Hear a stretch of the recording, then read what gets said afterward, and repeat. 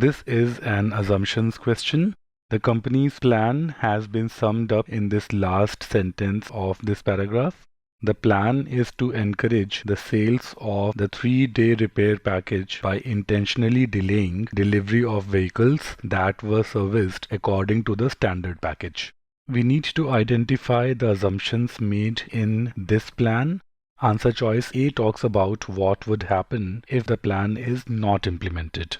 Such answer choices are generally not valid assumptions. We need to figure out what assumptions have been made in assuming that this plan will work. If most people do not have a preference for either of the packages, then the entire reasoning goes haywire, and thus answer choice B weakens the conclusion. Remember, a valid assumption always strengthens the conclusion, so B cannot be the conclusion here. Answer choice D points out a draw in the high-speed 3-day repair package, the drawback that it costs too much. So answer choice D is, if anything, a weakening statement, and therefore this cannot be a valid assumption. That the competitors rarely deliver vehicles to the customers before the promised time is just an additional operational detail. This does not have any bearing on the conclusion of the argument, and remember, this is not something that must be true for the argument to hold ground, and therefore this cannot be an assumption statement.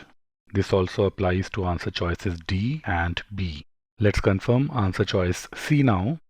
See, the plan is to intentionally delay delivery of vehicles so that more and more people opt for their high-speed 3-day repair package. For this entire plan to succeed, it is important to establish that deliberately delaying the delivery of vehicles will not affect the company's image in a way that considerably hampers its ability to attract and retain customers, because otherwise this will definitely lead to a decline in sales. So answer choice C is something that must be true, and it is something that strengthens the argument.